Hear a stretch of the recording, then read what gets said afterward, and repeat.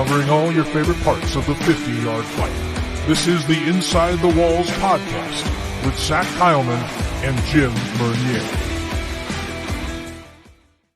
Welcome, ladies and gentlemen, to another edition of Inside the Walls podcast. I am a usual person on the show, never usually introduced in the show. I am Jim Mernier, the host of Inside the Walls podcast. You wonder where Zach Kyleman is? He is currently 35,000 feet during this recording of episode 115, but I'm not going solo. I do have another person here going to join us today to talk about week 13 of the National Arena League. Episode 115. No further ado. Everyone knows him, even the players do. It is Steven Shotola of the National Arena League. Steven, welcome to the show, man. Thank you for joining me. No problem, man. Is this the first time you had a two Floridian co-hosts? Yeah, I think so. All right, cool. Let's do it. Representing Florida, so. Two co-hosts from the same city, same state. Well, I live in St. Augustine, so we can't say two cities, but it's close enough. I work in Jacksonville.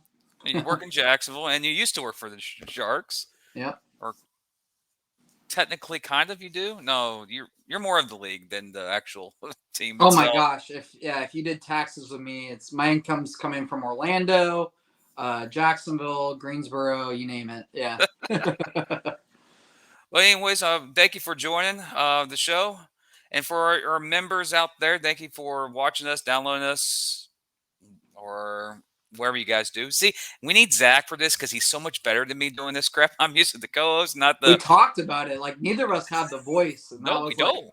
When we first came up with the idea for the show and we were pitching it to the league and when this was all in its prototype days, we were like, man, like, Zach doesn't, or we were saying, like, Jim doesn't really have the voice, but Zach does, but Jim has the knowledge, we need, and I can't do it. I don't have the voice, like, but yeah, so we're kind of missing a key piece tonight, I feel like. Yes, we actually are we do miss a key piece. That's we're one not thing I like sound good, but we'll say smart things, I think. Kind of smart things. But most likely we'll get reminders on our chat, on our YouTube, Facebook, and Twitter accounts about how they miss Zach. So don't worry, Zach will be back for a rebound on Monday or Tuesday. And because of scheduling, I know our game of the week this week is the Orlando Predators and the San Antonio Gunslingers. Due to scheduling from Orlando, they have practice and they have a team event. We couldn't grab a Predator player or a coach. We will have that for Rebounds episode, most likely Prince, Nick Hag, Cisse, someone like that, or probably a head coach, Herky Walls, or someone from Orlando to catch up. Can we use a mutual friend? We might get him into broadcasting because he's getting, he's an older guy. But Jonathan Bay would be a fun talent to try to test out. Maybe a future sideline reporter or maybe even a broadcast media guy. But he knows a lot about the game. Well, we have Mason on now and then, so yeah, we can make it like what's that show on Showtime for the NFL? Where it's like all the old NFL quarterbacks that break down the games. It's like inside. Inside NFL. Is that it? Yeah. None of them are as good as Tony Romo though. Like Tony Romo, you got the guys that love him, the girls love him. Like he finds a way to always be right. He's just happy-go-lucky reporter. So I feel like Jonathan Bay might be our Tony Romo. Or no, we got a good crew so far. So.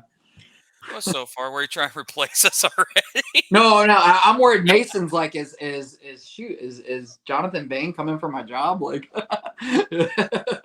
well, Mason's currently an offensive coordinator, so he's busy recruiting. Oh yeah, I know that for sure. Yeah. But speaking about people that break down football, we do have the media poll that's going to be releasing today, or especially right now, and the media poll is out, and we got a lot of not really a lot of shakeups, but the race has gotten a lot closer for the number one spot. If you're listening to the podcast platform, the Jacksonville Sharks still hold the number one position. They get 66 points, but six first place votes. The San Antonio Gunslingers are second with 63 points and 4 first place votes. This is the closest between these two teams all year since the media poll has been put forth in the National Arena League, followed by Cobras, Predators, and Warbirds on that. Steve, you did your poll. Yep. Is there any reason why that what's your reason for putting San Antonio at 1 in your poll? I trust the coaches. Trust your coach? I have the unique knowledge of working with the National Arena League as a multimedia advisor. I'm kind of like my role with the league is I'm kind of a Swiss Army knife. I like that you mentioned even the polls in general because that's something that we all um, basically like my role is like the owners. Me and Chris, we work for the owners. I don't know if a lot of people No, understand that, but yeah. the whole reason why the NAL exists is because the owners are able to afford this.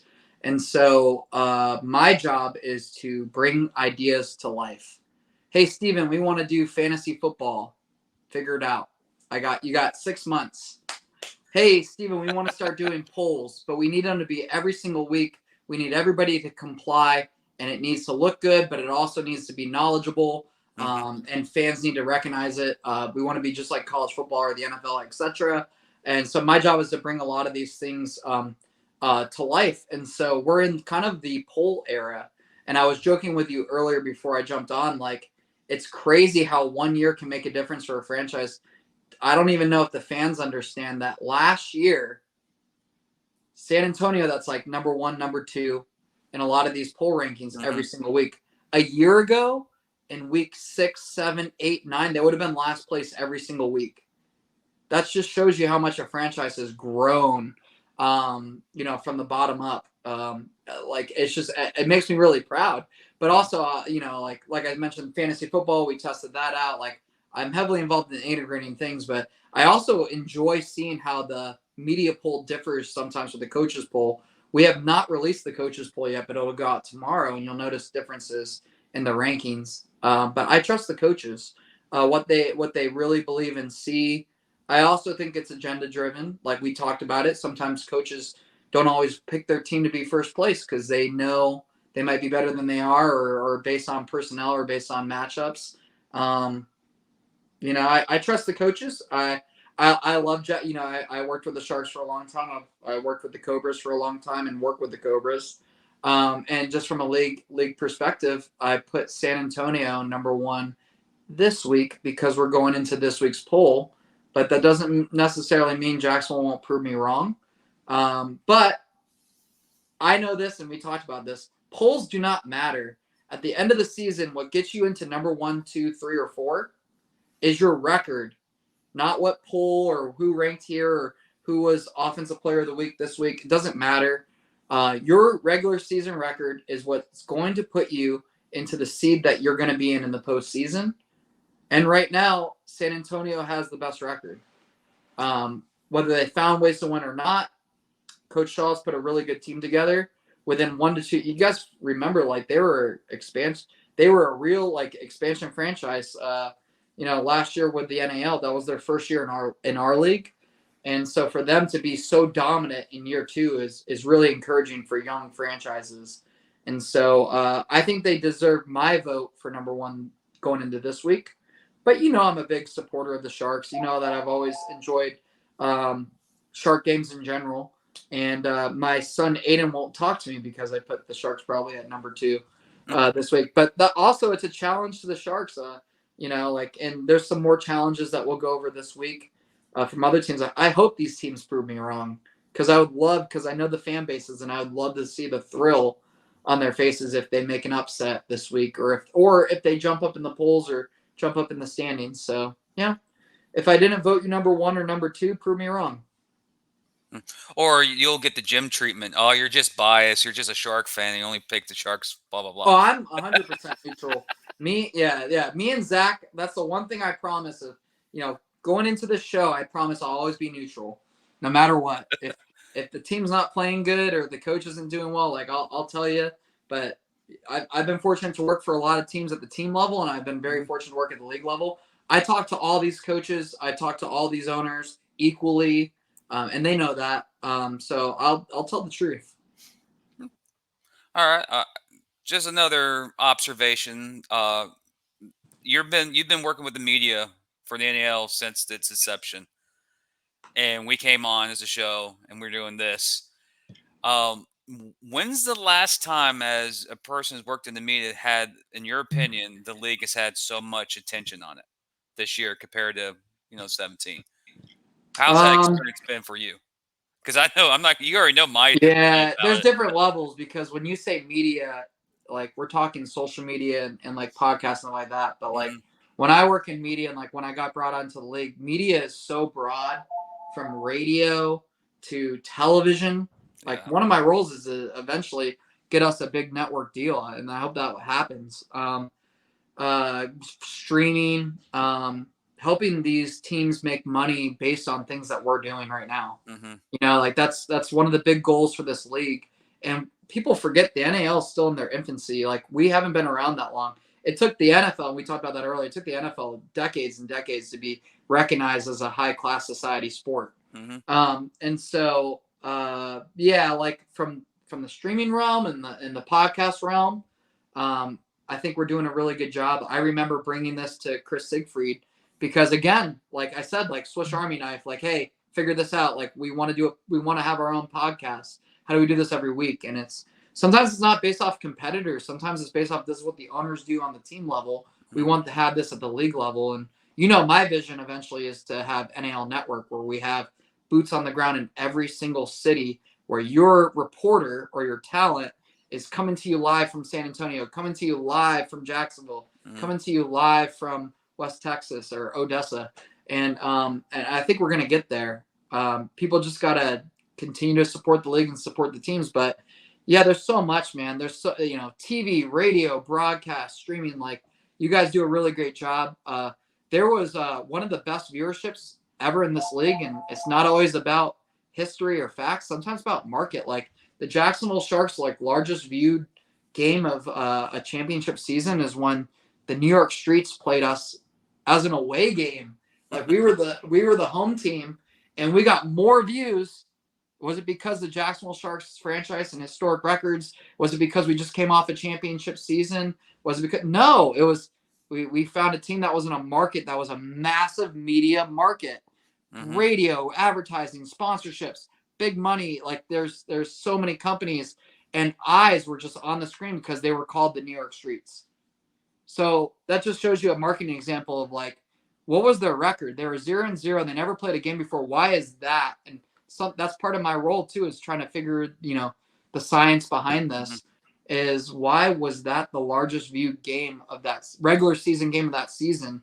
Nobody even touched that. I think it took to the championship until we got higher numbers, but it was a new team from a really, really good market that advertised really, really well at that time Mhm. and promoted that game as their first game in franchise history. And bam, guess who benefited from it? The Sharks and other teams, in our league. It got our viewership numbers.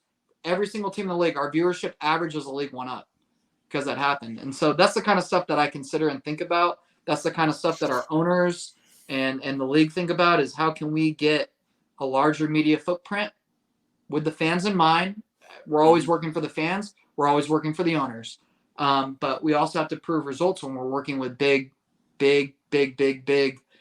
streaming networks like Amazon Prime and Hulu and Vimeo and even YouTube, like which we're on now. We've benefited greatly from it. But how does that turn into dollars that it can help, trickle down to help everyone from the fan sitting in the highest row to the lowest row to the player that's the Mhm. furthest down the depth chart to the player that's at the top of the depth chart?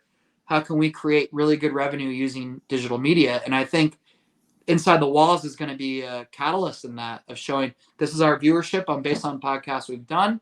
Mhm. Imagine if we bring this to iHeartRadio. Imagine if we bring this to other networks and things like that. I think this is we're kind of the testing grounds. I'm really proud that a show that I came up with a couple of years back with a friend of mine that worked for a local news station. We had this idea, just spitballing. This is pre 2020 of having a coaches show for the Jacksonville Sharks and have it on Yep. television and have it streamed or whatever. And we'll do it at a local restaurant that's a sponsor every single week. And it'll bring players and get involved in it. It started a Mhm. place called Atlantic Beach Brewing Company that no longer exists. But me and Joe did it for no money, for no free. In fact, I took a slap on the back. Best way of saying, for why are you putting so much time into this? Because I'm like, I believe in this. Yeah. And now that eventually, and people inside the organization know that turned into the coaches show that you see every single week on Island Wings, Mm-hmm. which is one of my favorite wing places. And is also a show. They do the show, the basketball, my alma mater, Jacksonville University. They do their coaches show there. And so I'm like, it's not impossible, but we have to put effort into it, and we got to put numbers into it. When it comes to digital media and you talk about making money through media markets, Mm-hmm. what's your numbers? What's your result? Don't care. How many? Doesn't matter. Stop. What's your average views per week?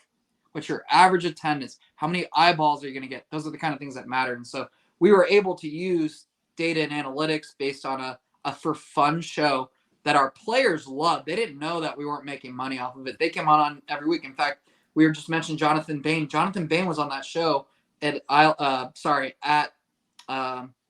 Atlantic Beach City Brewing Company multiple times, and we also did it at Dick's Wings. We did a lot of different places. Like he was a frequent co-host of the show with us, or came on as a guest, and so was our coach. But like, you just got to believe in something, and I think like speaking to the fans and speaking to even people that work with the league or the teams, like you just got to believe in this and put a lot of effort in. And look what will happen down the road. Things that we thought were impossible 4 years ago are completely possible now. And so even talking about 2017 to now, like look how much we've done as a league and how many things we can do now that's completely possible. We have one of the greatest, in my opinion, one of the greatest individual player trophies in like all of sports, the Ironman Trophy. And that was an idea that was pitched my way, and me and Chris worked our butts off on that. But like, what arena football league ever, or indoor football league, or even like higher, football leagues, or even college, like who gives a trophy like that to an individual player and puts that much down on that kind of role? And it proves what the NAL is all about, which is the Ironman and the history of arena football and the way we're able to change games. If you think about officiating, look how we're able to implement rules year to year now. We could never do that in 2017, like to 2018. Like we're able to like just flip the script on rules from special teams to offense to defense, and players and coaches pick it up just like that. Officials pick it up just like that. Yeah, we're still growing, but like, man, like I'm really proud of the way the league has developed over the years. And even teams like San Antonio that are now dominant, but their little brothers, West Texas, who we're about to talk about, like they're a lot like them, a fighting team that's getting better and better every single week. So yeah. It's amazing how the when outside noises, you dealt with it last year. I deal with it more this year in the league because you have your other profession that you're in right now. It's amazing, like the outside noises are always coming after us, but they don't realize how far we advanced in such a short time compared to what it was 5 years ago. Because I was a fan 5 years ago, and I remember watching YouTube streams, and half the team streams are like, it's unwatchable. Now every stream, every game is professionally created, professionally produced, and highest quality. Oh yeah. It's an advancement in how 5 years can do so. Yeah. And that's to you, that's to Chris, that's to the owners that care about this league and put money in this league to make it presentable. Because we're not the only league during this time of year. We have many other leagues going after us, and usually are competing with us, you could say. And the production quality and presentation quality eventually was the more key factor, in my opinion, not just viewerships, but if you're presented with great quality, you have great product, people will come, people will watch. Yeah. 5 years ago, only half the teams did that. The other half didn't. And that benefited, Jacksonville and Maine and Carolina in early years. But now every single team is. Like West Texas earlier this year had some issues. Now they're fine. They're a good program. Yeah, that's why I said they remind me. Remember San Antonio week 1 through week? They look like a completely different franchise from the front office to the players on the field. The way they're able to market themselves, they're probably one of the best marketed teams. Like the way that they advertise, and even their involvement in the community has skyrocketed. It's cool to see teams mature and grow. Don't judge a book off its cover week 1. Yeah. You know what I mean? And look at the Maine Mammoths. The Maine Mammoths. I was actually I worked for the Sharks, Cobras, and Mammoths, and were responsible for their launches no, not the Sharks, but I was responsible for the Carolina Cobras launch, the Maine Mammoths launch, and like the Maine Mammoths were literally the San Antonio Gunslingers must have knew about the Maine Mammoths because they copied their season. Like Mm-hmm. the Maine Mammoths started off with an atrocious record, came back with head coach James Fuller brought that team back from the grave and won week, and we're this close to making the playoffs, just like the Gunslingers were last year. And so, like, if you're a fan of West Texas and like, man, I can't wait to see what year 2 is going to be for the Warbirds because that's a team that is hungry. So San Antonio and West Texas remind me of big brother, little brother. Big brother is looking at other targets and other threats and everything like that, like those other bullies in the playground. Little brothers focus on this one big brother that really makes them mad, and he is ready to kick his butt. So I wouldn't be surprised if we see a week where West Texas really takes them. But I'm rooting for them every single week as a franchise and a front office. I'm proud of that team as I am any other franchise in the league. But they're proving that they're growing week by week, getting better and better. All right. Speaking of West Texas, let's go talk about some football games this weekend. Yes. West Texas is traveling to Carolina, Greensboro Coliseum. Almost said arena. It doesn't exist. The Greensboro Coliseum. West Texas goes there with a 2-8 record to a 5-4 Carolina Cobra team that came off of a tough loss in Jacksonville. West Texas is finally happy to play someone else. Finally, they played back-to-back games against the San Antonio Gunslingers in San Antonio. Now they make the little trip. Not so little trip to Central North Carolina to take on Malik Henry and the Carolina Cobras.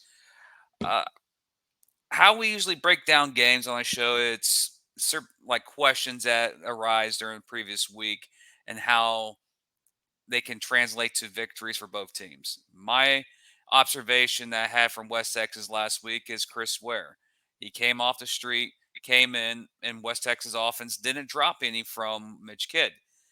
Yeah. Now you look, he's going to Carolina. Carolina just played West Texas a couple of weeks ago and scored 79 points, if I remember. No, Yeah. 80 some points? 86. 86 some points. It was 86-59 was the score. That's ridiculous. I don't care what people say. Arena football is exciting, and sometimes you get some lopsided scores like we did a couple weeks ago, or we get what happened to Jacksonville last week where it's close, comes down to the wire. Now that West Texas is making this trip, the last time they went to Carolina earlier this year, it was a one-possession game, and they came down to one last play, and unfortunately Carolina made that play, so West Texas couldn't win. It came down to the very, very last play, goal line stand for the Cobras to win the game. Now, this is round 3 in Greensboro. Carolina coming back from a long, 3-game road trip. They've been road warriors. Now they come home, which they're very successful at home. They win a lot of games at home. Now they're taking on a team in West Texas who's being that tough out kind of team this year. Now they're going up to Carolina, where Carolina knows where a win this week, they clinch a playoff spot in the National Arena League postseason. With a win, they're in. Steve, what's your opinion? What's your observation? What do you think of this team? This game can be like. Who do you think may have a good game in this, or who needs a good game, player wise or team wise, to pull out a victory in Greensboro? Forget about records. I think this is gonna be one of the funnest games to watch this weekend. We talked about that sibling rivalry thing. Before Carolina put a whooping on West Texas 86-59, you know what happened to Carolina the week before? They lost to Fayetteville, their in-state rival, 55-37. You think Carolina came into the West Texas game like nonchalant, like we don't need to stretch, like we're good, like we just got our butts kicked by Fayetteville. Like, man, like who wants it more? Remember, West Texas you're talking about playoffs. West Texas has nothing to lose. They're playing for pride.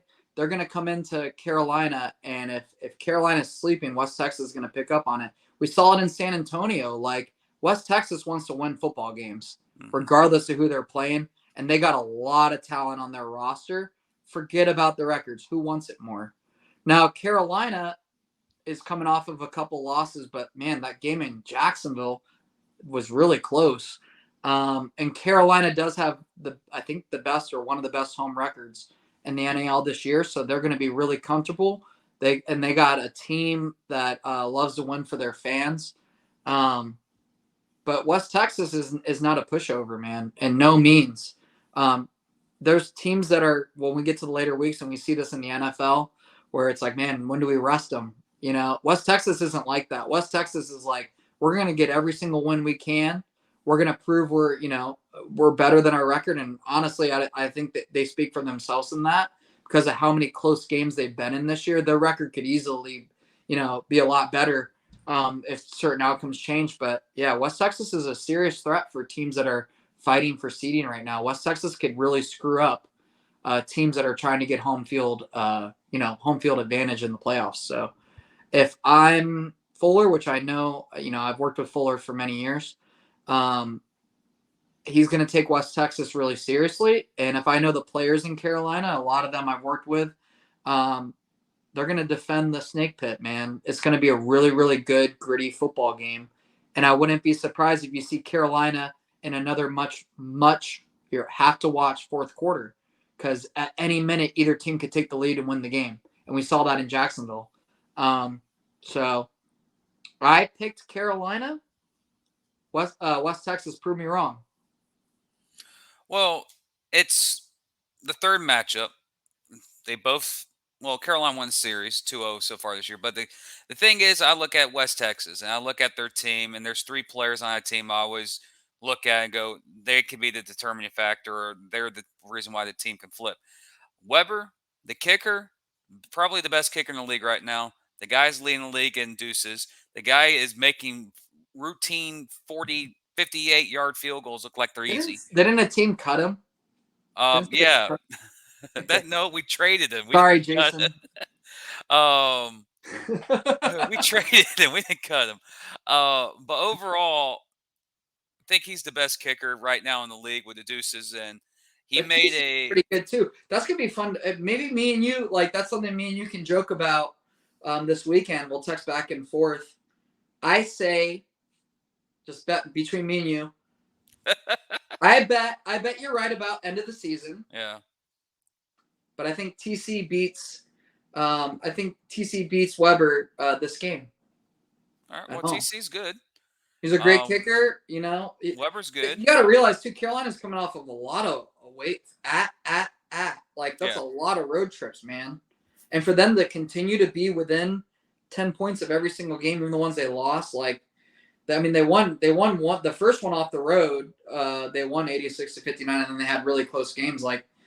Man, it could come down to kicking. And I like TC Stevens in the snake pit, but I think you're right overall. When we count, every single game, we build that spreadsheet at the end of the year, the top players in each position. Maybe Weber wins it, but we're talking about this week in this game. I'm going to pick TC. What do you pick? Who's going to have more deuces? I think Weber is, because he's playing like that. Yeah. But that's one thing I like about the NAL. I've mentioned it before with Zach, is that our league kickers are a part of the game. They don't do swip kicks. They don't do these duff kicks. They are either they can determine what league has a better exciting kickoff, where so much can happen based off the kick. Yeah. I was actually kind of happy in Jacksonville seeing onside kicks again, because you remember when I started in the AFL, onside kicks was like a regular. People onside kicked all the time for field position or just to get the ball back. It was so normal. Now our league's kind of getting further away because of all the exciting kickoff rules, and the nets are back. So it was just cool to be. I felt like the old days of onside kicks and trying to get the ball back and stuff like that. But we do that, and that's a credit to Chris Siegfried, because he played back when he was a player. Special teams was a big part of arena football. The nets were a big part of arena football, and he fought. I remember him telling me years ago, we're bringing the nets back.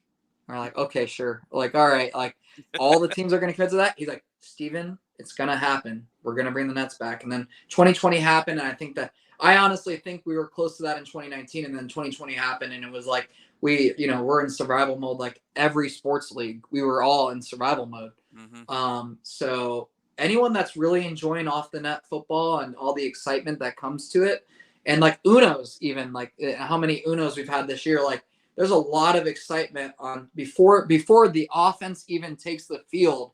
There's so much excitement. I know when I DVR football games in the NFL, I fast forward. Kickoff, fast forward. All right, let's go. Like, Well, and then even if you watch like a lot of like red zone and stuff, they don't show kickoffs, like unless it's a unless kicker.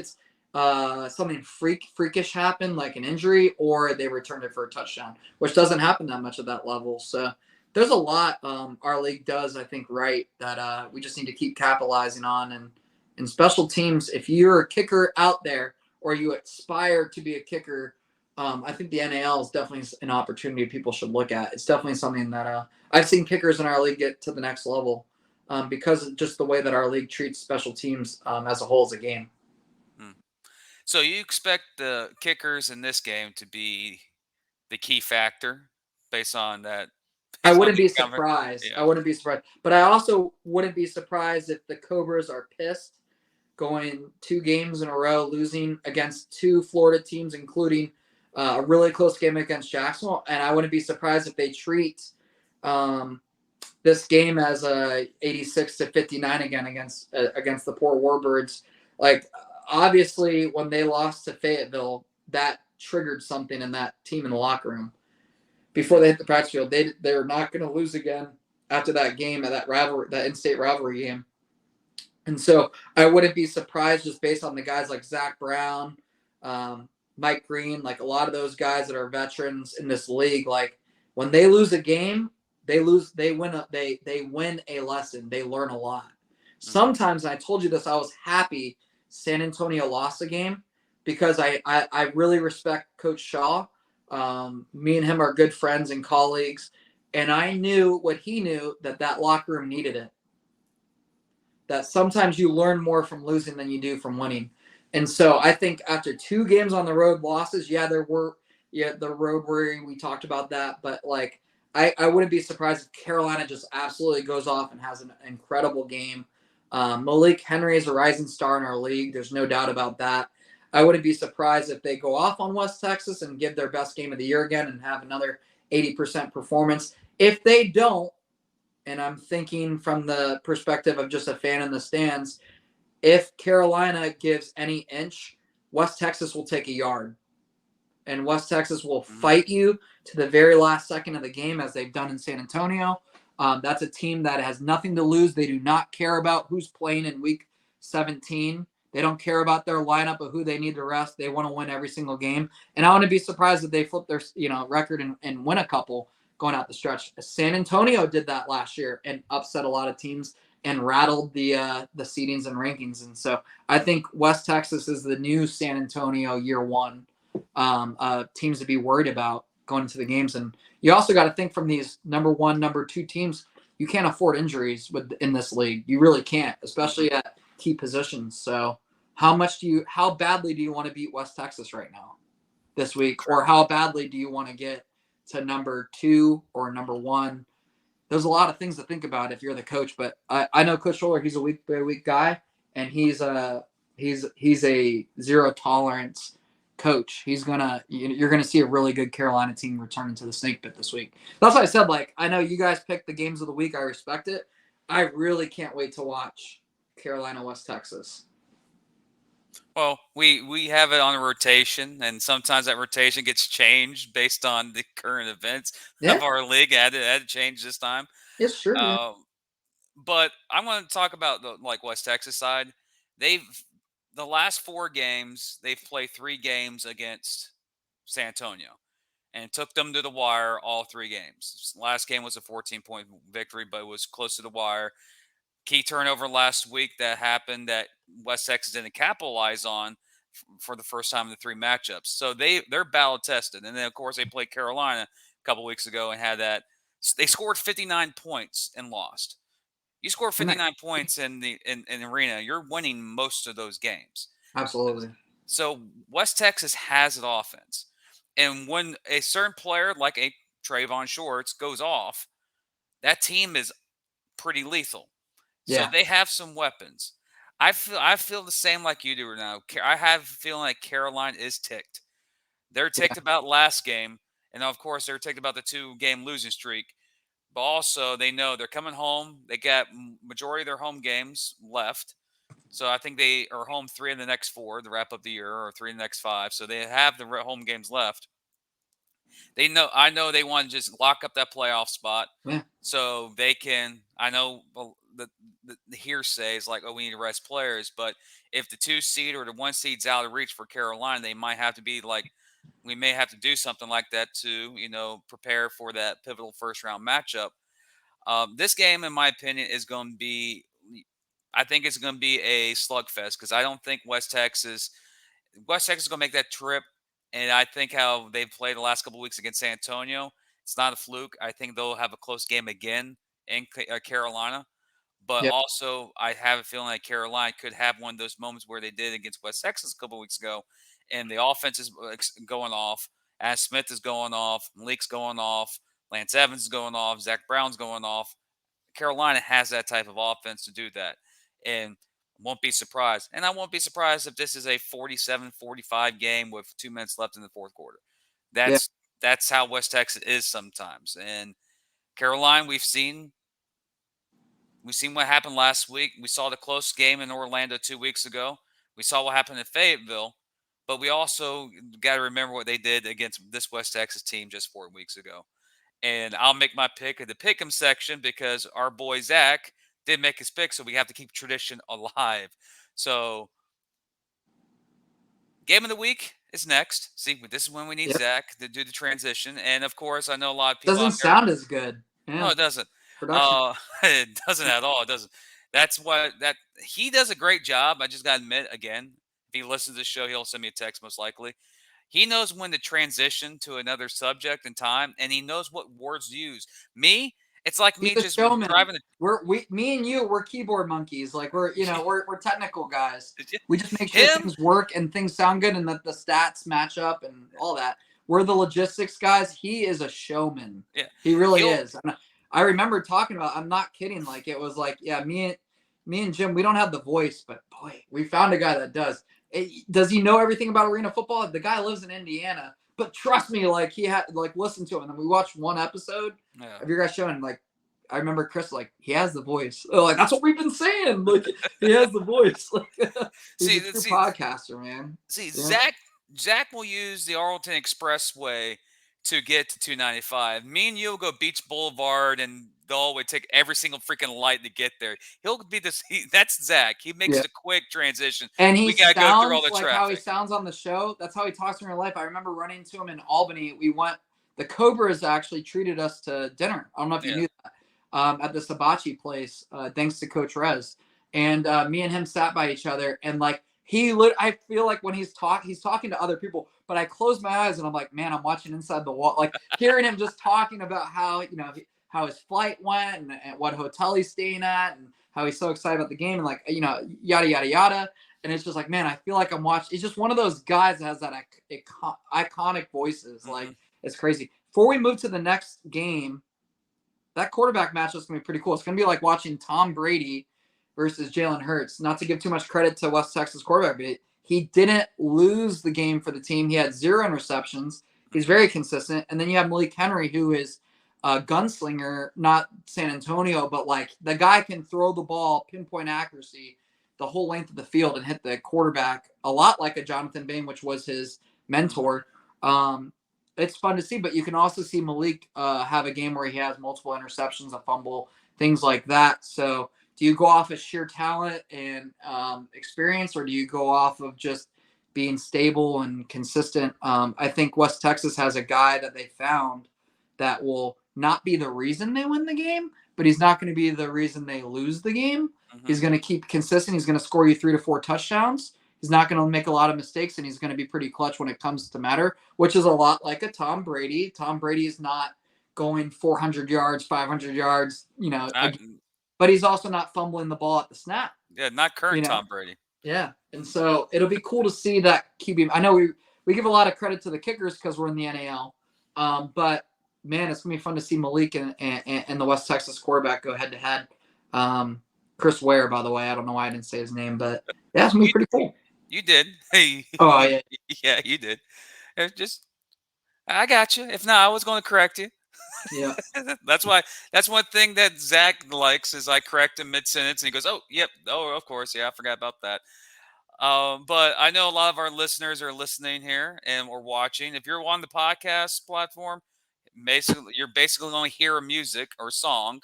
Yep. If you're watching on YouTube or on Facebook, Twitter, uh, here's Week 13's Game of the Week hype video. Very familiar theme song if you're a fan of football, because this was played, I think, 2 years ago for a certain network, but I made a little version for the NAL style. So here's Week 13's Game of the Week, Gunslingers and Predators.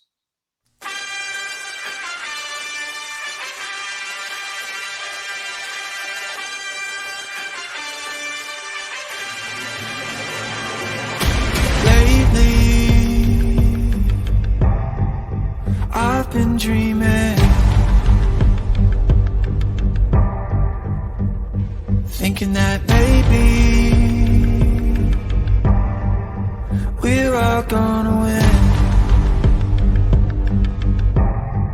'Cause I've been losing sleep, fighting something. I think it's time to let go.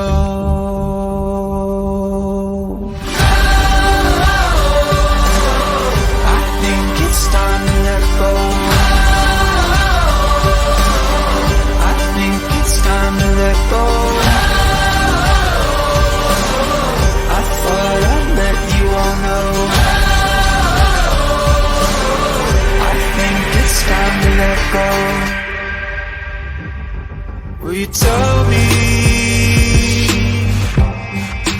what it really means?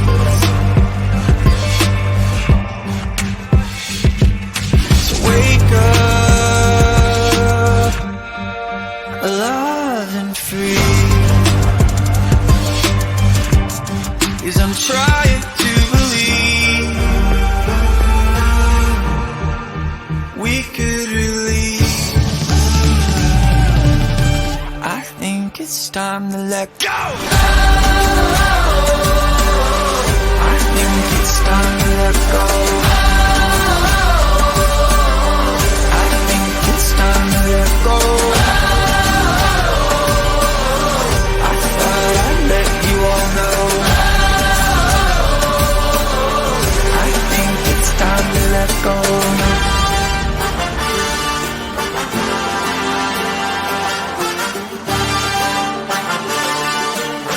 I think it's time to let go.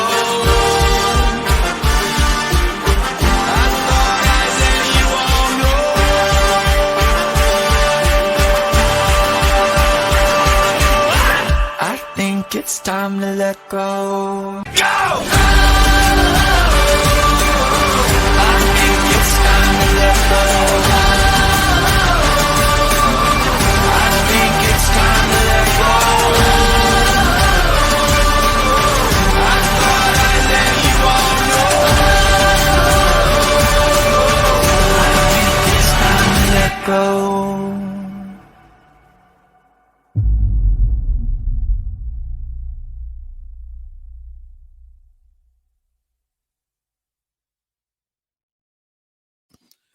And that, ladies and gentlemen, is Week 13's hype video, Gunslingers at Predators. Time to Let Go is the theme song. If you don't know where that's from College Game Day theme song 2018, I think it was. Yeah. So time to let go, basically. So game of the week, Gunslingers and Predators. I have the thing already clicked up. There we go. Interesting situation in this game is San Antonio. San Antonio, with a win, clinches a home playoff game, or with a loss and they need, if they lose and Carolina loses, they also clinch as well. So, no, excuse me. If they lose and Carolina wins, they can't clinch. But if they win out and Carolina loses, they have home field for at least one game. And they played each other before. Orlando actually Yes. really well against San Antonio. It was a 44, really low scoring game. Correct. 44-33, and Orlando was up 13-7 in the first quarter, and this was on the road in San Antonio.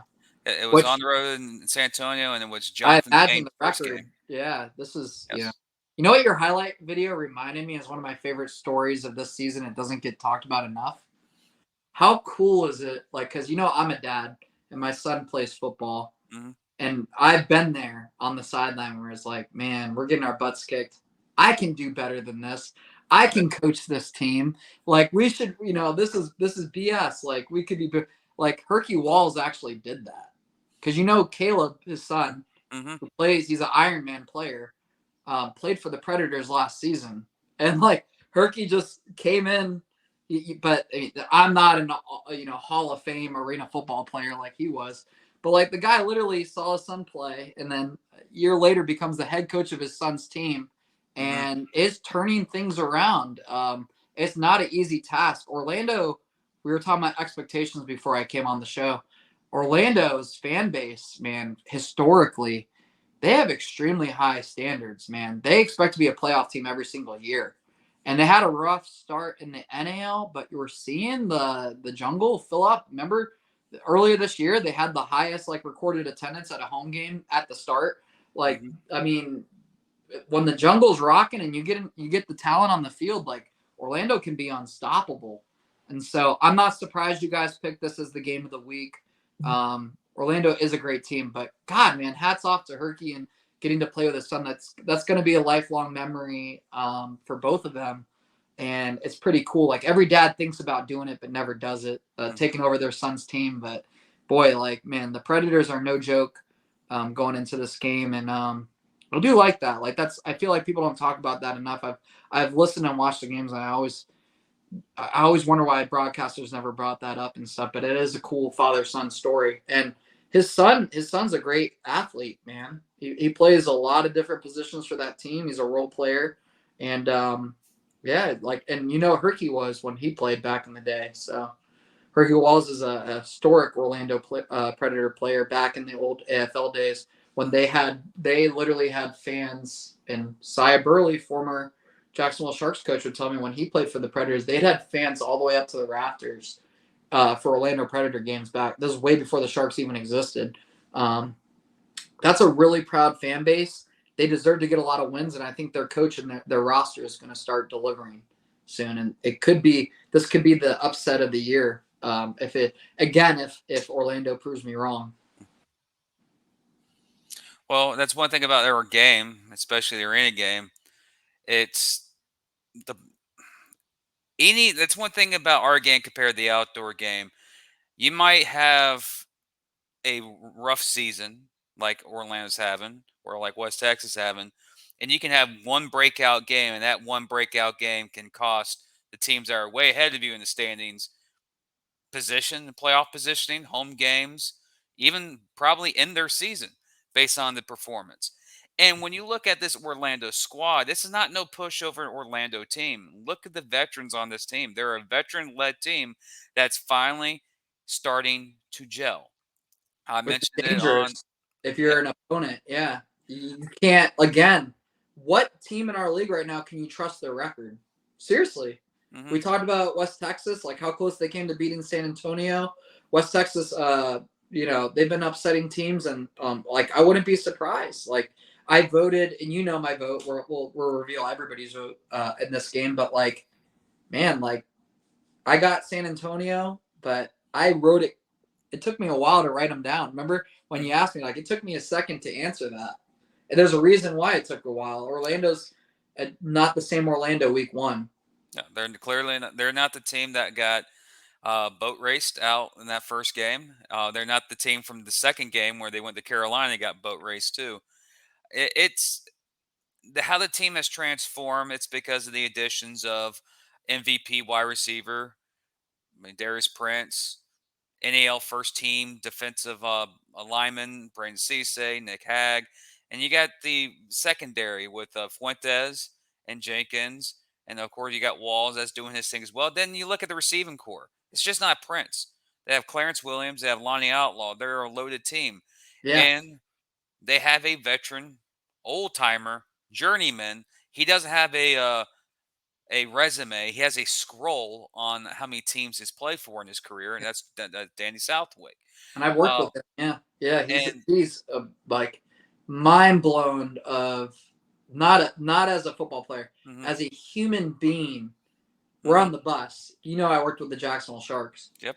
We're on the bus, and he's studying because not only did he have like the game of the season, we have to win or we're out of the playoffs or whatever it was. Like we needed to win this game, and I think we're heading down to Orlando or so. It was a bus trip, and Danny is studying because he's getting his master's or doctorate or whatever it is at like I think University of Pennsylvania, Yeah. which is but UPenn is a big university or maybe it was Columbia. Either way, like that's the kind of guy he is. Like he's a brilliant mind, can handle a lot of pressure, which is great for a quarterback, and has a really good outlook on the game of arena football, of how it's supposed to be played, the roles that each individual player needs to play, and hey, I can't do an interview right now. Like I'm studying for my master's. Like, Mhm. give me a break. Like seriously, like it's incredible. He's an incredible human being.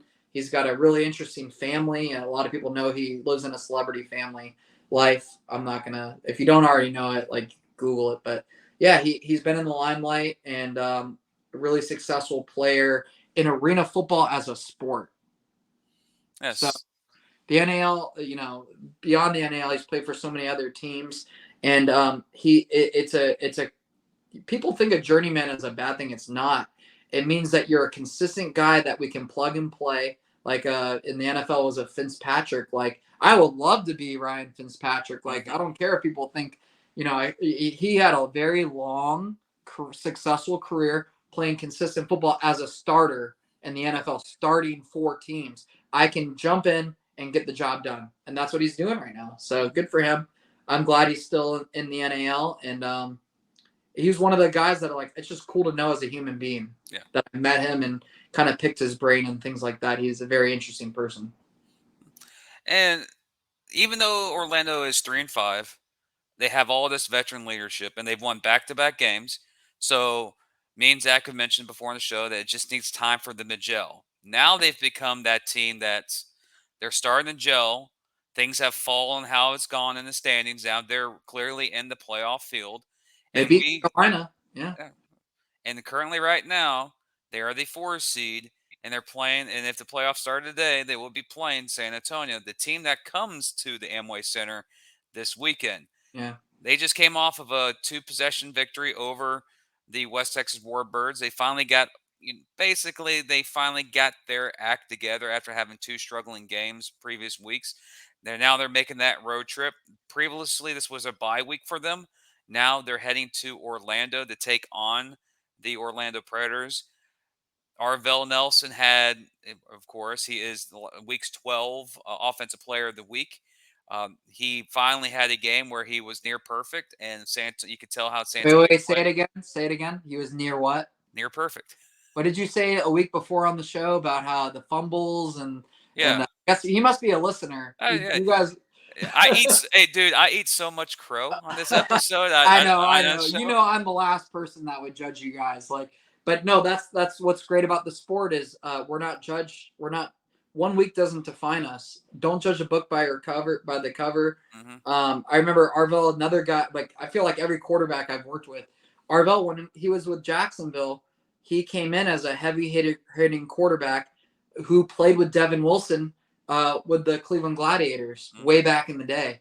And so he was kind of a guy that was like, we're investing in this guy to be the franchise quarterback for the remainder of the season. And he didn't disappoint. He has, the biggest difference between the NFL and a lot of leagues? Expectations. What's acceptable in some teams and leagues, whatever, is unacceptable in the NFL. Arvell Nelson's arena football player, but has an NFL like mind. Like his like what he accepts and what everybody would say would be a good game is not a good game to him. And so I kind of knew, like just knowing him, that week wasn't going to define the rest of his season. When he had he had a game where he had a lot of turnovers and his play influenced the outcome of the game. They won, but like influenced the score, if you know what I mean. I knew, like just working with him, that you're going to see a huge bounce back. And sure enough, it is. So he has very high, and so do guys like Devin Wilson. They're just not, they refuse to have low expectations, I guess is the best way to explain it. Well, when everyone says a good game, they'll immediately tell you no, it wasn't. You know, so yeah, that's my my perspective of Arvell. I wouldn't be surprised if he keeps it up. But then again, we talked about earlier. What's the best medicine is losing. Sometimes the best lesson you can get is having a bad game sometimes, or really focusing on your craft of why didn't I do that well. And so we'll see how he does this week. I'm always rooting for him. He's given me a lot of opportunity to work with him, which I appreciate. And I know he's a guy that really is like a franchise quarterback. Like he doesn't just do his job at the position, but he cares about the organization as a whole. So he's a really good fit for San Antonio. And last week was a bounce back week for him, and also guys like Kyle Rashad who are performing, Phil Barnett that are showing up. The guy that came back last week with Alexander came in and just really helped solidify the defensive front Right? for San Yeah. Antonio. He's Stop having a the great year. Yeah. Yeah, he's the reason why that West Texas couldn't run the ball is because he was causing torment in the backfield. Now Yeah. in this game between Orlando, the previous matchup was in San Antonio, and it was a 2-3 possession game, but it was close early. But when they were playing, that was Bain's first game. They were still trying to figure everything out, and usually with a team that hasn't been together long enough, as the game progresses, you could tell what team has been more prepared or had more of an offensive game plan or executed a game plan more than San Antonio did. This time is in the jungle, Amway Center. Different team than 4 weeks ago is Orlando. The vibe is different, in my opinion. Orlando now knows that maybe two wins and maybe another West Texas loss, they are solidified in the top four. So they know that they have a chance to get a postseason berth. And Orlando knows a win this weekend over San Antonio will send shockwaves in the league, because that will just tell people in the league that Orlando has the talent to win it all. They're a good team. Especially the last couple of weeks, they're a good team. Now for San Antonio, 8-1, the best team in the league record wise. The point differential, that discussion is slowly going further away as they win more games more handily. That's been the one talking point all year about San Antonio. San Antonio's going in this game back-to-back wins. Is their first road game, I think, in 4 weeks, if I'm right. They've had a home game, bye week, home game, then the bye week again. So this is their first time on the road for a while. So traveling is different than staying at home. You got to leave Correct. an extra day early. You got to lose a game Well, of look at practice. Carolina. Like Carolina had this streak of, if you really thought last week, that's what's crazy about last week with Carolina and Jacksonville. Is like, imagine if Carolina was coming off a bye week instead of all that. Like you could tell, you could tell from Carolina that they were a little weary from all these road games, Texas and coming back Texas, Orlando, and then Jacksonville, and you could just tell it does take a toll on those players, and you're gonna see it be incredible. You know what's interesting, actually, Jim, is like this might be the one time that if you are a Shark, front office wise, you want Orlando to keep winning and you want Carolina to keep losing, because imagine if Jacksonville's number 2 and Orlando's number 3. How great of a playoff game would that be in Jacksonville? Orlando versus the Jacksonville Sharks in Jacksonville, round 1 of the NAL playoffs. 9,000 fans, 3,000, 4,000 Orlando Predator fans. It'd be sold out. And that would be incredible. So if you're Jacksonville for the first time in years, you're probably rooting for the Predators to do what me and you think they're doing by going on a win streak.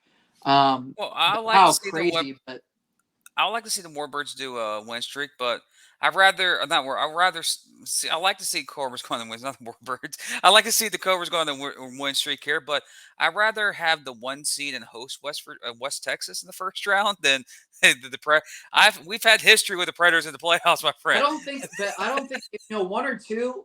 I'm not that picky. Like Gibson, I think Gibson knows what he's doing. I know how he votes too in the polls. Like some of these coaches too in general, like, get in the playoffs. Get in the playoffs. Like, I don't think Jacksonville's ever lost. I don't think Jacksonville's ever lost a playoff game at home, at least not in the NAL. No. Like, that's a huge difference. And like lately, Jacksonville's been the travel team in the playoffs and stuff like that. We've seen how well Jacksonville played even against Albany on the road in the playoffs, where it came down to the wire. Like, man, if you can just get the Sharks in the playoffs with that home field advantage, like, they're deadly. 1 or 2 doesn't matter. They're just deadly at home.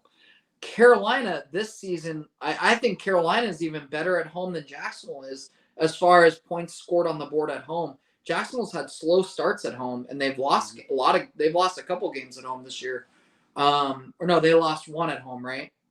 Oh, and Sharks? 2. 2. They've lost 2 at home, yeah. Yeah. So I know, because even I remember my son I took him to a Sharks home game, especially, like, what's going on? And I'm like, well, Devin will be back, No, I'm just kidding. It's bigger than that. But anyways, no, like, Carolina is deadly at home this year. Not that they haven't been in the past, but like this year particularly, they're really, really freaking good at home.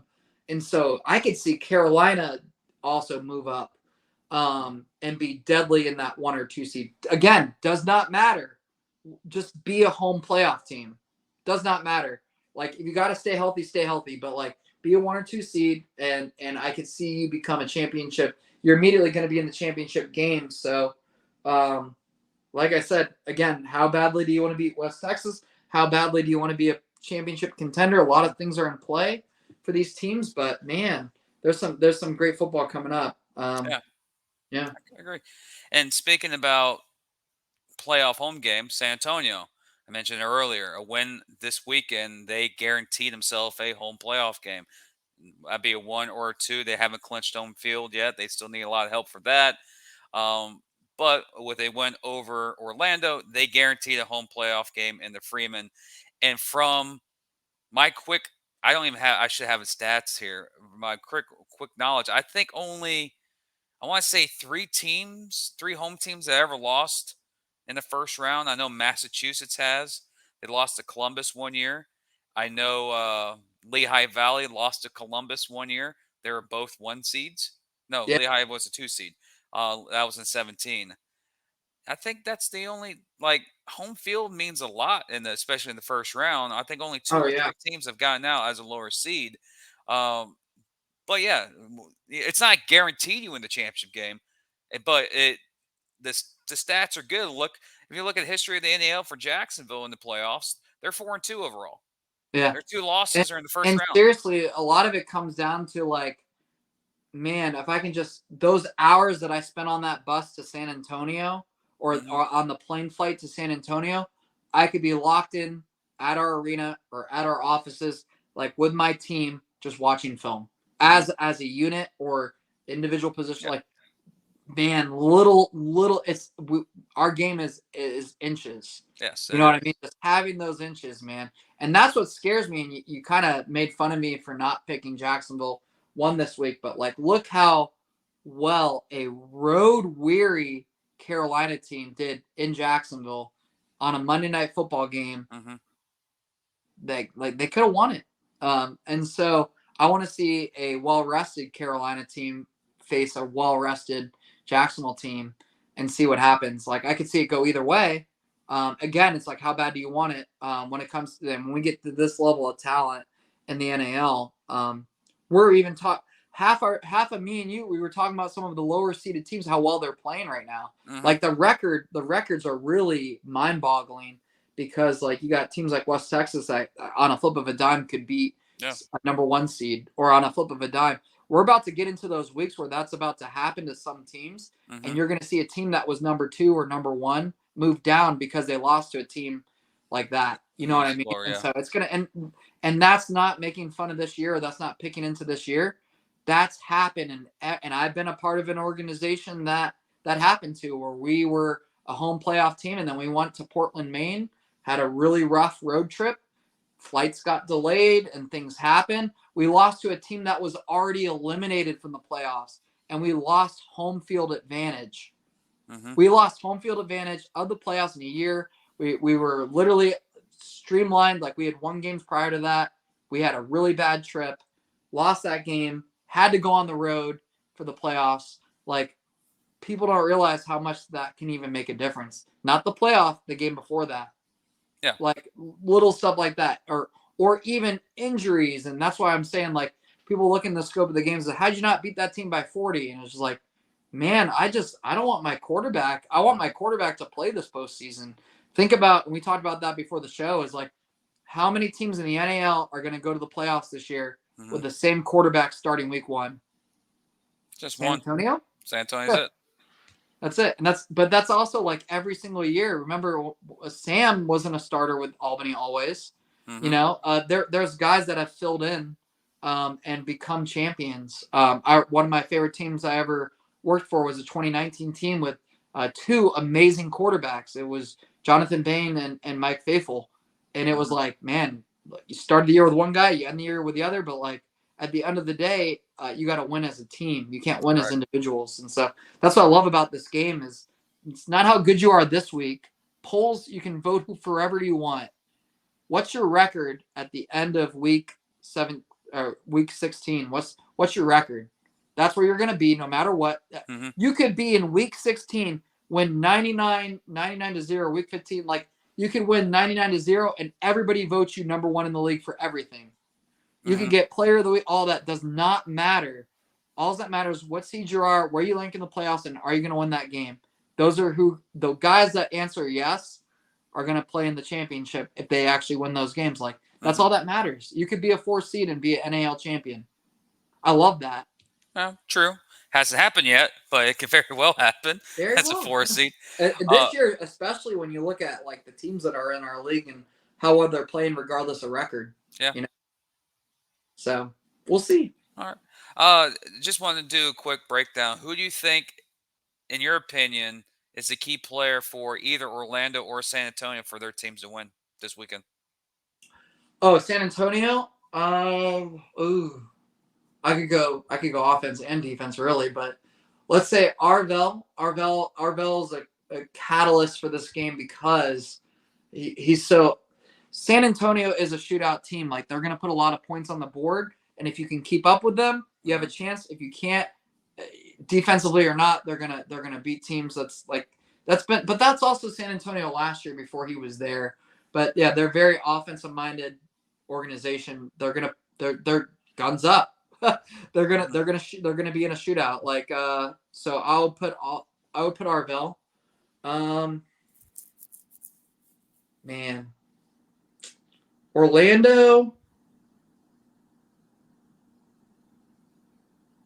Is it a cop out if I say Prince? Not really. And the only reason why I say Prince, and I kind of wish he would come on. I wish he was a guest this week, because it would have been great to ask him, like, how much has your role changed from the locker room to the field? Maybe you can ask him next week. How much has your role changed going from? Because he had a career in Albany. He was all NAL player, offensive player of the year. Mm-hmm. And honestly, I love that he's in our league. He's a tremendous player. He's also a tremendous Ironman, who was one of those guys that Chris told me about. I was like, he's going to complain about it when we implement the rules, and he's going to freaking love it eventually. You know what I mean? But no, I think Prince is one of those difference maker playmakers. But Orlando's got a lot of guys, man. They got a lot of guys on both sides of the ball. Mm-hmm. That can make differences. But yeah, let's go Prince, and then I said Arvell, I think, for San Antonio.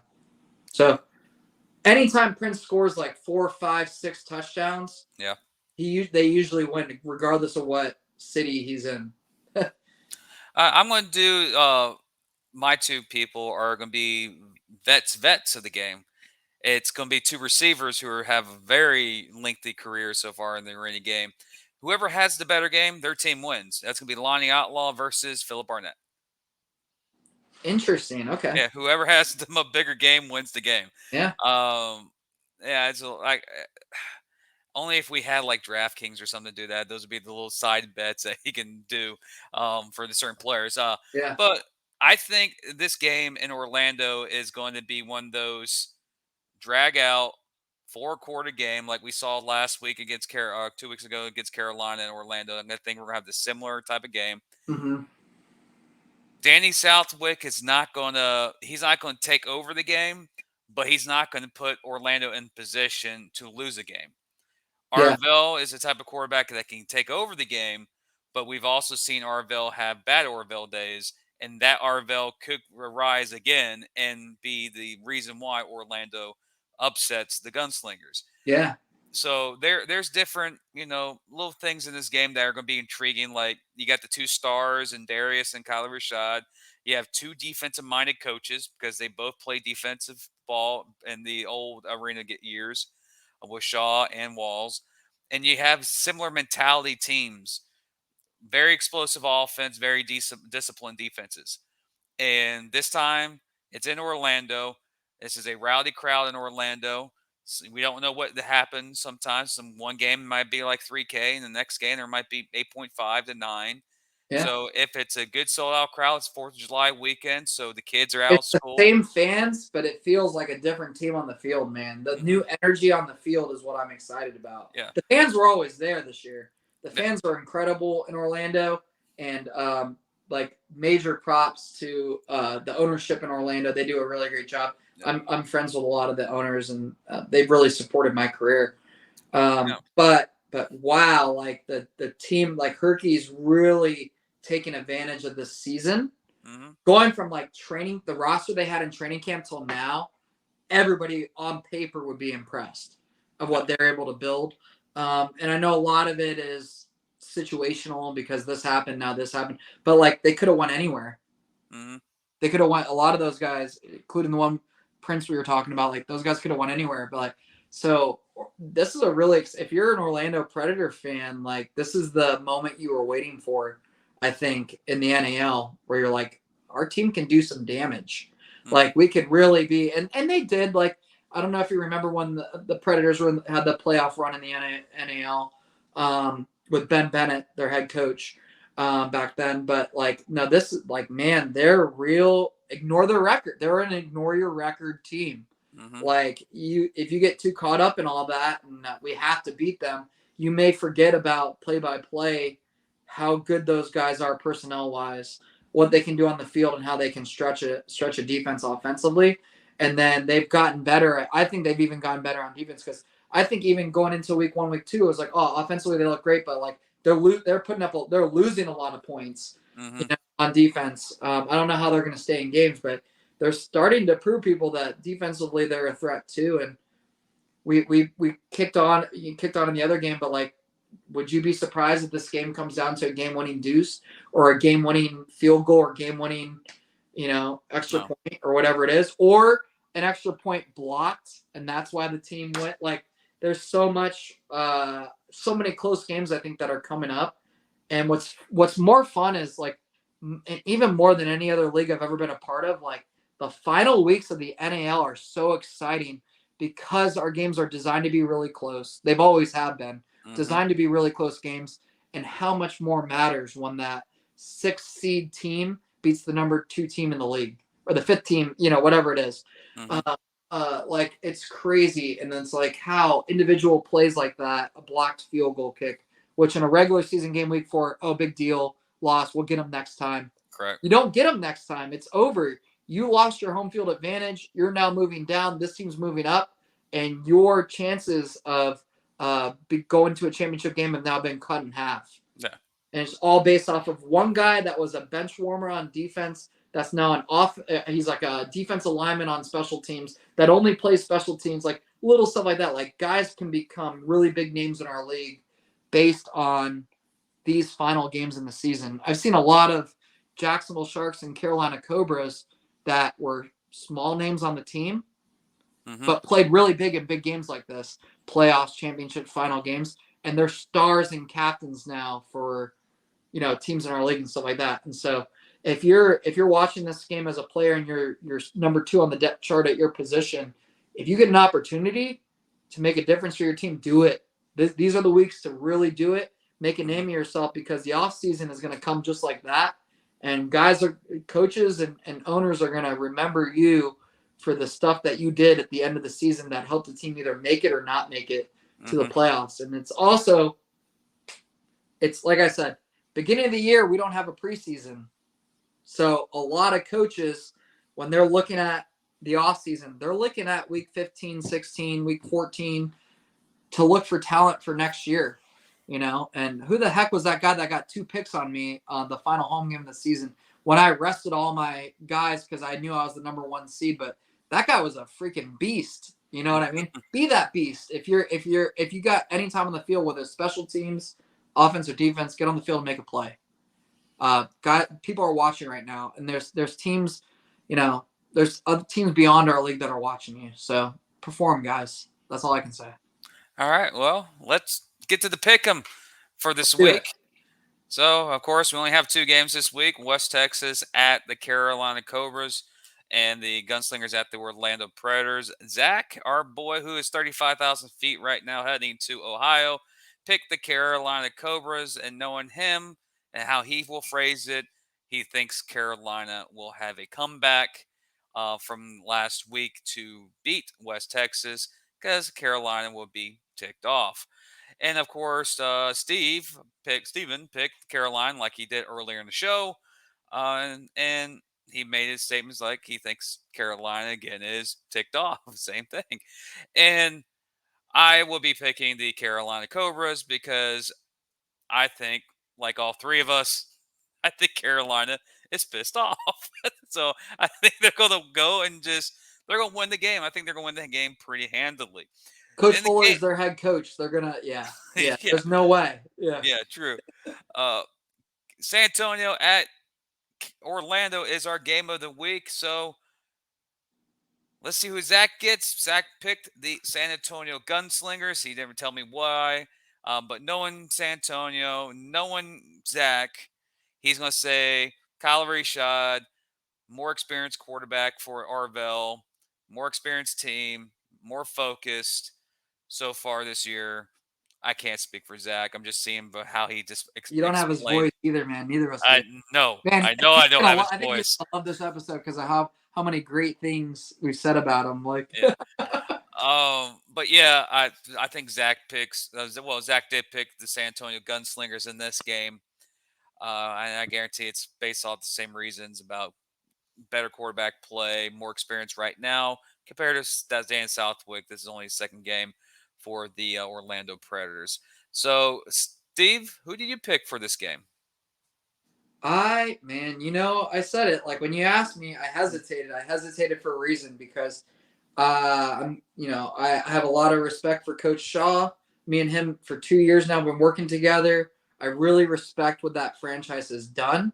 I think they're big brother, little brother with West Texas. I think West Texas is them of the first year. And so I think San Antonio is off to a great year. They continue to do so, but I hesitated because of the team they're playing against, because of how well Orlando has come around, how they've rebuilt this roster, what Herky's doing over there in Orlando. And so it wasn't an easy pick, but I did go ahead and I picked the San Antonio Gunslingers just for respect of the year they're having. They're going to continue to have. They're a playoff team. And they got a great organization going. I think they are a perfect role model of what a young NAL franchise should be, from marketing all the way to every player on the roster to their coaching staff and personnel. Let's go with San Antonio, but wow, Orlando's really rising up and about to have a great end of the year. So if Orlando wins, I'm not going to be surprised. I hope they prove me wrong. That'd be really exciting for their fan base. But let's go San Antonio this week. Picking San Antonio. Well, shocker. Am I really shocked? Hey, San Antonio, I know you guys have history with me. I know we have a good relationship, the fan base. I really do appreciate it. But I'm going to say... Why did my Disney app did I just get booted from my Disney vacation plan? Like, what Probably. Oh, shoot, Orlando. Come on, guys. No, I'm kidding. We have history. We do have history, San Antonio. You know I love you guys. You know I love you guys. Appreciate the respect. Appreciate the love. But, I got to do it this week. This is the first time I'm picking against San Antonio in multiple weeks. Orlando pulls off the upset and causes complete chaos in the top part of the bracket or the top part of the division. You're in the jungle, man. You're a Shark fan too. Wow, you're in Yes, your I'm mind's picking. in the jungle. Yeah, I'm picking Orlando, and that's it's not. impressive. I like how Orlando's playing right now. They're Yeah, very good, very well.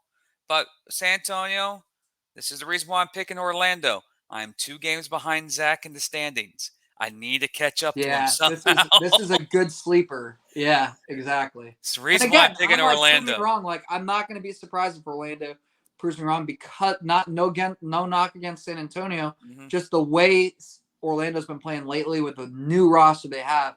Put records to aside, Orlando is a really good arena football team. Yes. A really good arena football team. Orlando's second half of the season has been very, very impressive. They have rebounded. Yep. San Antonio's 8-1. They're 8-1 for a reason. What does Orlando have to lose? What does San Antonio have to lose? San Antonio is in playoff mindset. They need to be very cautious of the talent that they put on the field, how long they play, and Hmm. it could be catastrophic. You could beat Orlando, but then lose the rest of your season because of talent lost to injury, and that's every single team in our league. I've seen it happen. This time of year is a really bad time to go down, and so it's again, and I'm also speaking for Carolina. How bad do you want to beat West Texas? How bad do you want to be a number 2 seed in the NAL? True. How bad do you want to host a playoff game? This is fun, right? This is why this is peak arena football season.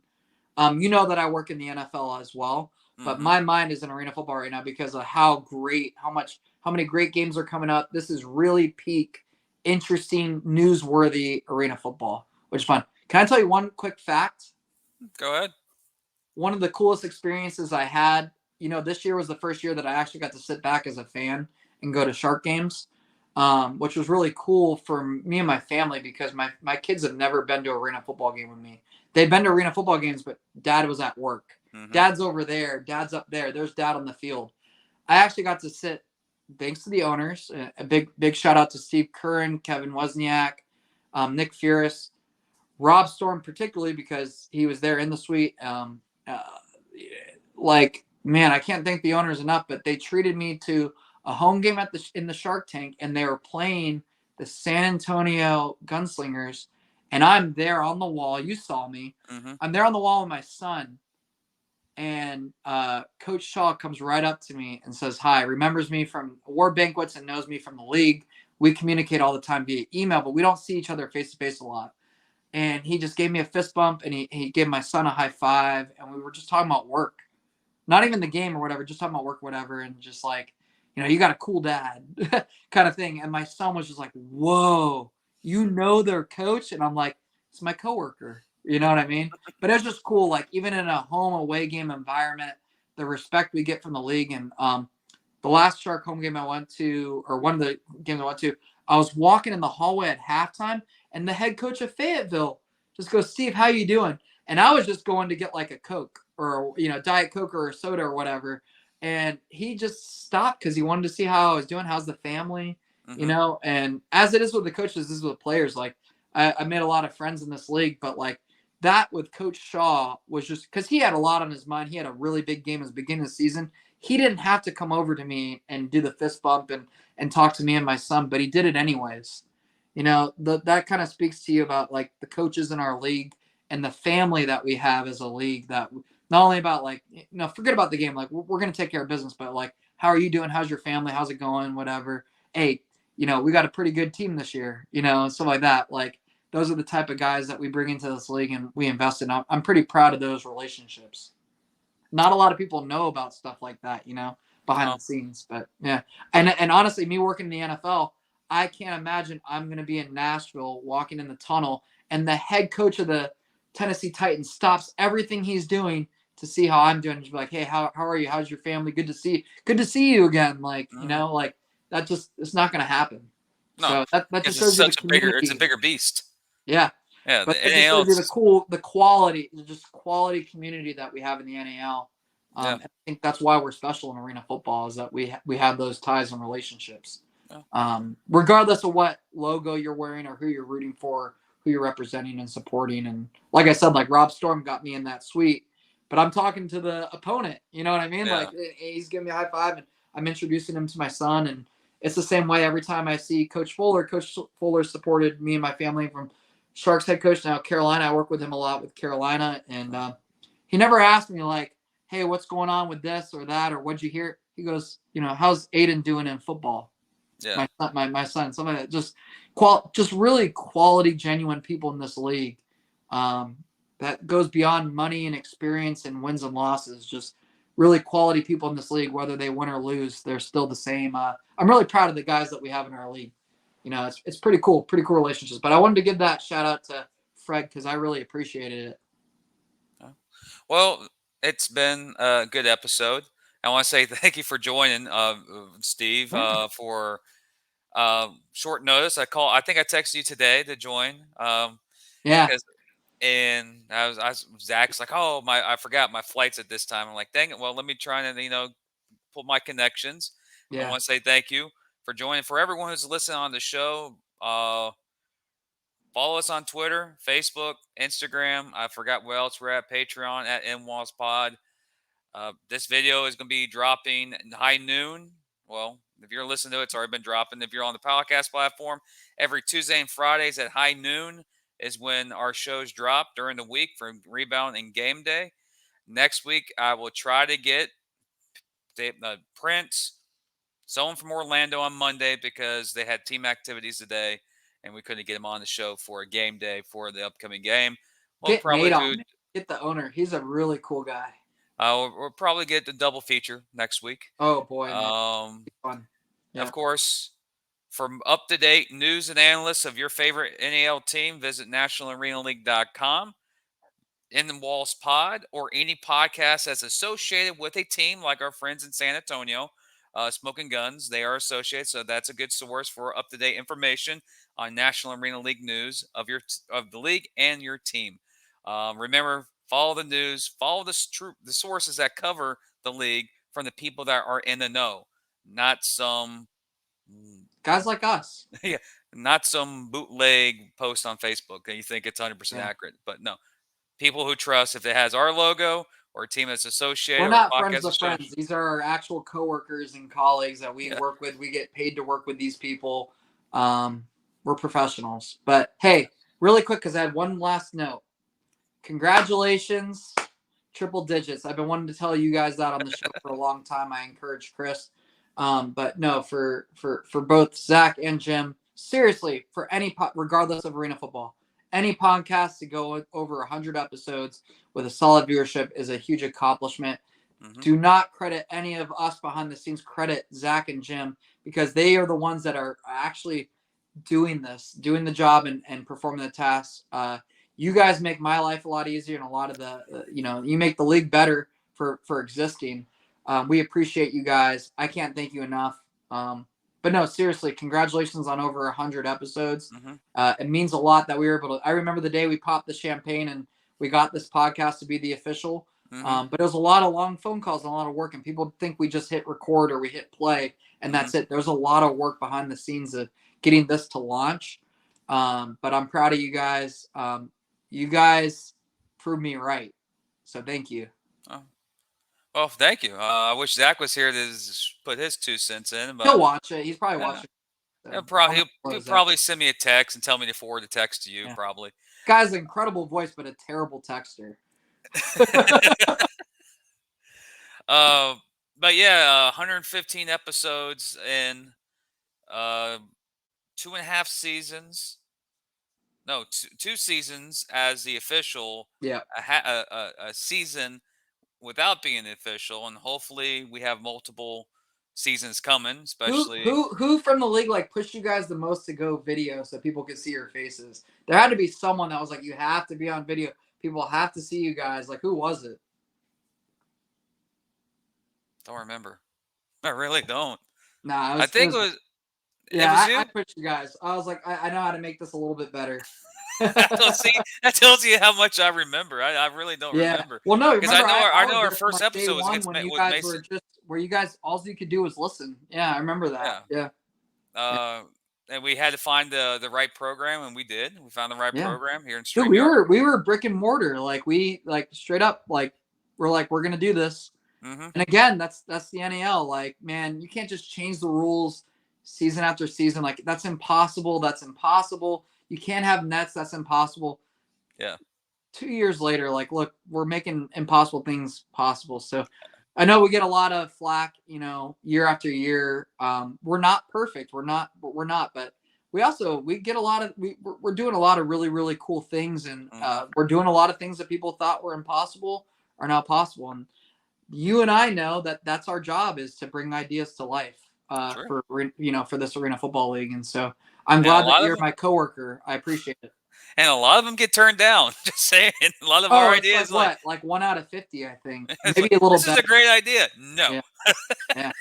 Well, we don't have the money. Money talks more than ideas. Yes. So, yeah. This will So, look great. No. yeah. Okay. Honestly, Well, if we flipped it, if our every idea was worth, we'd be millionaires. Like out of all the ideas we spit out there.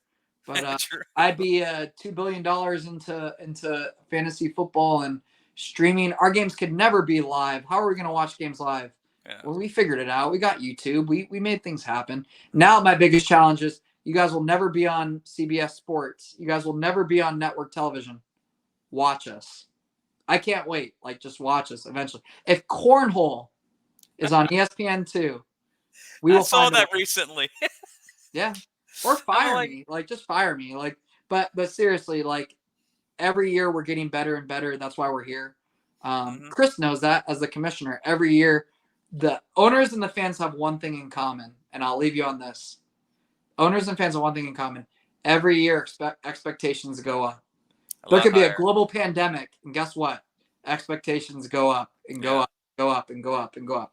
And so part of the things that me and Chris do as a league, and even our head of officials and a lot of the guys that work with us and streaming partners, like when you said media, there's so many people in media from streaming, and Gemstone does a great job with broadcast, our TV and radio partners and news partners from each of our local markets. It doesn't matter, man. We could break records every year, and then people are like, man, how come you're not doing this? How come you're not doing this? How come you're not doing this? So just, if you're a fan of the sport, if you're a player in the sport, if you're a coach in the sport, stick with us, keep with us. Like, it's only going to keep going up and up and up, because that's what we've been doing, and we're going to keep doing it. So I'm proud to be in the NAL, and I'm glad you brought me on today. Appreciate it. To our fans, remember, follow us Instagram, Facebook, Twitter. Follow NAL at nationalarenaleague.com. Follow Shotola. I don't even know your Twitter. You don't even have a Twitter, do you? Oh man, I try to stay off of. don't go to Twitter then. Team wise, are you talking about team and league? Yeah, absolutely. Me personally, the only time I'm on social media, unless I'm on vacation, I'm on social media for work. Yeah, Same. Very few. I have. It blows people away when people say, "Did you see this? Did you see that?" And I'm like, "Nope." No. Especially right now with your main job, you're busy. I'm a content producer, and I'm a solution specialist. So what Carrie and Bob and Jim and Zach, like, that's why I have you guys. You guys tell it for me. And we are the storytellers. And if it's really important, I'll get a phone call from Rob Storm or Steve Curran or Chris Siegfried, and then I'm like, okay, let's now it's serious, Yeah. Well, if I get a phone call from Chris, I'm like, oh, what did I do? What is it like? What are those like earthquake things like that? I have levels of my own security. Like, I know, like, oh, that was a level 4. Like, So, So I got a text message. That's okay. Phone call. Oh, exactly. Crap, what did I do? Yeah. But yeah, if you want to follow me, just follow all the teams in the NAL. I work for the National Arena League, and big shout out to the Carolina Cobras, Jacksonville Sharks, for supporting me to work at the team level. I also got to work with the Maine Mammoths, which was really cool. That's when I first met Jonathan Bain. I've been fortunate to work with a lot of great coaches in this league, and so follow everybody, man. Like, you're only going to broaden your reach and your scope of the sport, and you're going to make a hell of a lot of good friends if you don't be so team oriented. Like, I think one of the best things I ever did was work for the league, because I got to really get to dive into the minds of the players. And guess what? There's guys that jump from team to team to team, and they're still the same person. Mm-hmm. I told you about the story between me and Zach Brown and things like that. Like, we've been friends for years. It doesn't matter what team he plays for. I'm always going to root for him, you know? Okay. So, One-man band, Zach Brown. With that, ladies and gentlemen, that is Steven. I am Jim Bernier. Yes, Zach usually says, don't say this without you leave the show. I will do it again.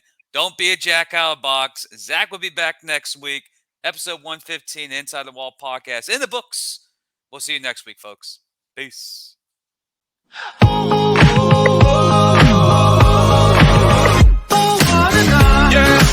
What a night, feel like I'm 22.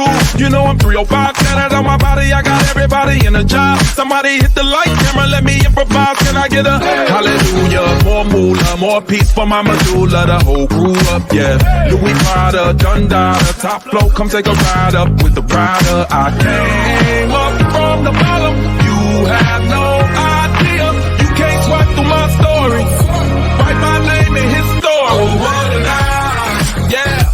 Sing it, almost had me down, came back to life. Hell yeah, right. Who's gonna stop me now? Oh, what a night, yeah. Sing it, I can't even lie. What a time to be alive. Drinks in the sky, that's a high.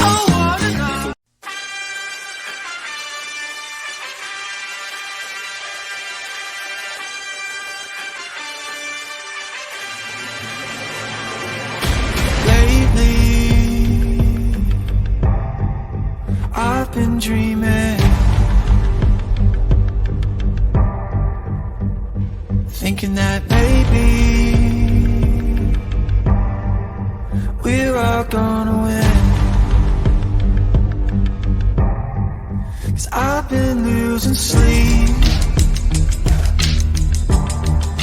fighting something. I think it's time to let go.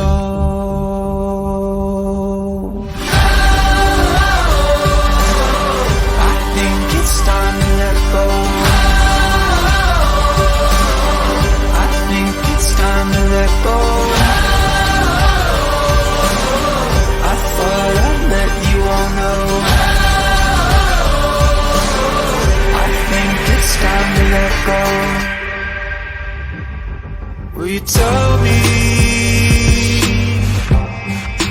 what it really means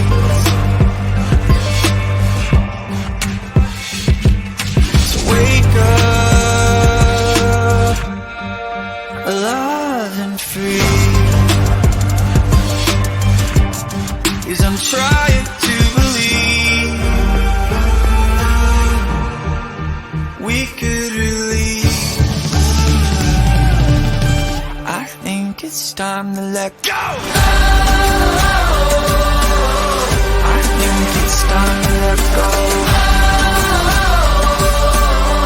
I think it's time to let go.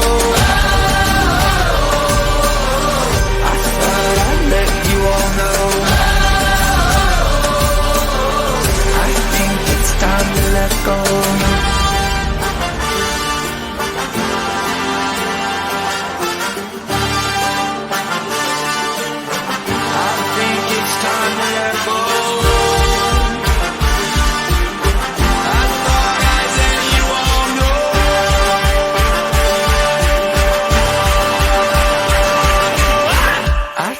It's time to let go. Go! I think it's time to let go. I think it's time to let go. I thought I'd let you all know. I think it's time to let go.